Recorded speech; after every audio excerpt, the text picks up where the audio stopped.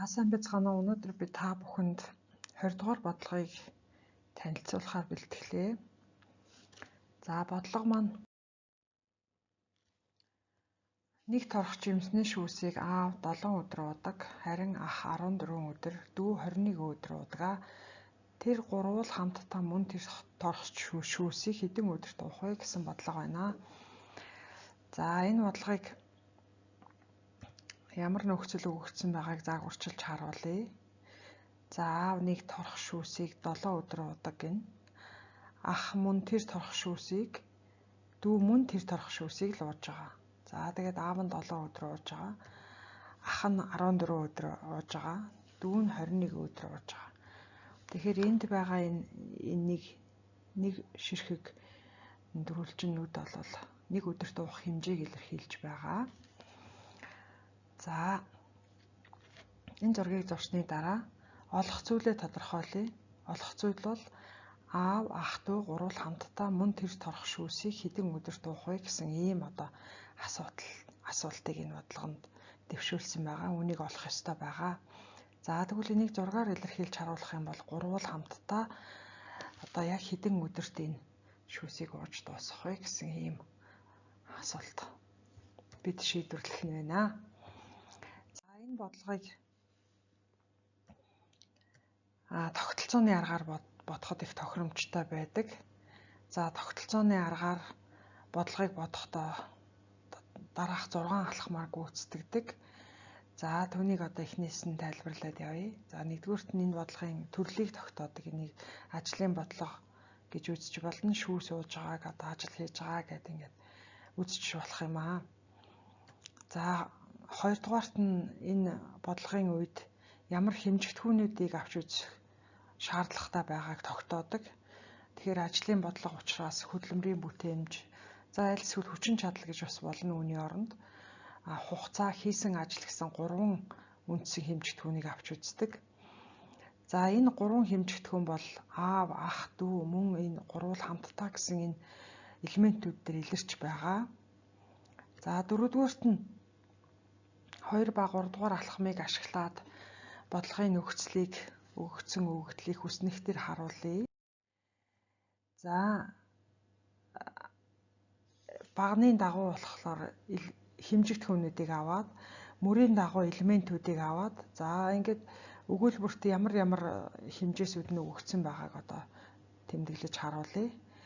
За бүгднгийнх нь хийсэн ажлыг ижилхэн буюу 1 гэд үзчих болно. Яагаад гэвэл мөн нэг хэмжээтэй л торох шүүсийг одоо уусан талаар яриад байгаа шүү дээ. Тэгэхээр энэ ерөөсөө өөрчлөгдөхгүй байгаа учраас бүгднгээ 1 гэд тэмдэглэжээ. За аав 7 өдөрт, ах 14 өдөрт, дүү 21 өдөрт уусан гэсэн өгөгдөл биднэрт байгаа. За энэ 4-р алхам дээр бид нар энэ бодлогын өгүүлбэрт байгаа хэмжигдэхүүнүүд хоорондоо ямар холбоотой байгааг тогтоодог. Тэгэхээр энэ хөдөлмөрийн бүтээмж, хугацаа, ажил гэсэн 3 хэмжигдэхүүн бол хөндлөн холбоотой байгаа. За тэр хөндлөн холбоо нь болохоор тэр хөдөлмөрийн бүтээмжийг хугацаагаар үржүүлэхээр ажил гарна гэсэн ийм холбоо байж байгаа.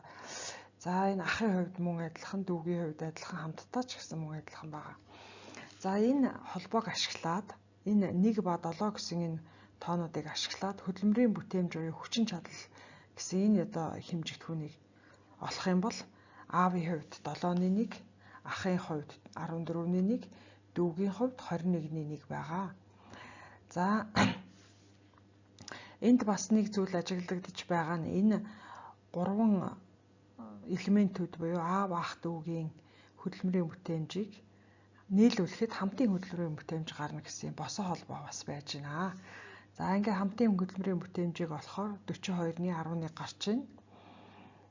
За ингээд 42-ны 11-ийг тэмдэглэжлээ. За би шинээр олсон зүйлүүдэд арай өөр өнгөөр тэмдэглэсэн байгааг та бүхэн анзаарч байгаа. За одоо энэ хамтдаа хөдөлмөрийн бүтээмжийг хугацаагаар үржүүлээд ажил гарна гэсэн холбоо байгаа учраас энэ холбоог ашиглаад энд нэг үржигдэхүүн, энд нэг үржигдэхүүн, энд үржигэн байна гэсэн үг шүү дээ. Тэгэхээр Энэ мэдэгдэхгүй байгаа хугацааг одоо олж болж байна. Өөрөөр хэлбэл 1-ийг 42-ны 11-т хуваахад энэ хугацаа гарчих юм аа. За тэрийг хуваагаад үзье. За ингээд хуваагаад үзэхээр 3 бүхэл 11-ний 9 өдөр гэж гарч байна.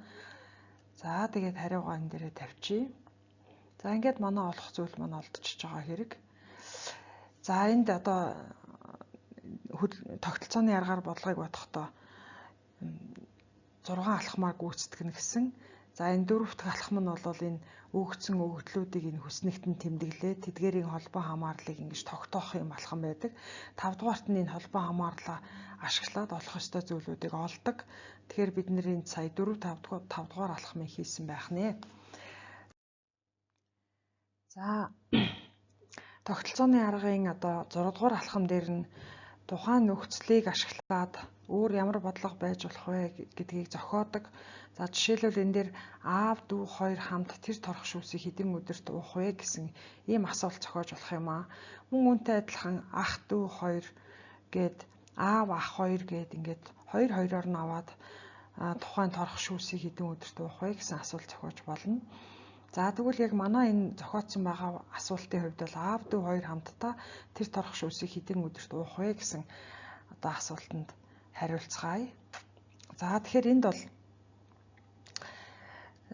бидний олсон бүх юмуд бол энд байж байгаа. Тэгэхээр эдгээрийг ашиглаад аав дүү хамтдаа ямар хөдөлмөрийн бүтээмжтэй вэ гэдгийг олчиж болно. Өөрөөр хэлбэл 21-ний 1 дээр 7-ны 1-ийг нэмэхлээр 21-ний 4 гараад за энэ мөн тэр торох шүүсэл яригдж байгаа учраас 1-ийг 21-ийнхаа 4-т хуваагаад 4-ний 21 гарч ийн. Өөрөөр хэлбэл 5 бүхэл 4-ний 1 өдөр гэж ингэж гарах юм аа. За бодлогын хариуг шалгая. Энэ бол бид бодлогынхоо бодлтыг хийчихэд хариугаа олчиход заавал шалгаж занших хэрэгтэй байгаа.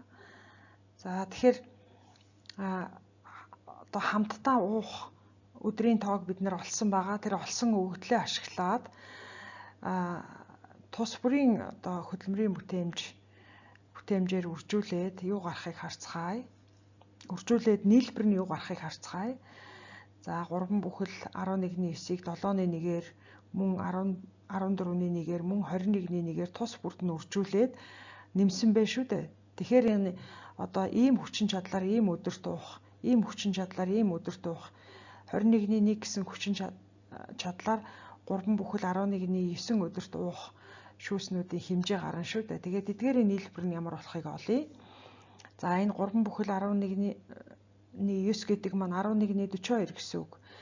За тэгээд ингээд дахин үржрүүдийг нь олох юм бол 11-ний 9 6 дээр нэмэх нь 11-ний 3, 11-ний 2 гэд нийлбэр нь 11-ний 11 буюу нэг торох шүүс гэд одоо бидний одоо олсон зүйлээрээ буцаагаад нөхцөл өгөгдсөн зүйлээ гаргаад авчиж байна. Тэгэхээр энэ бол хариугаа зөв олсныг харуулж байна.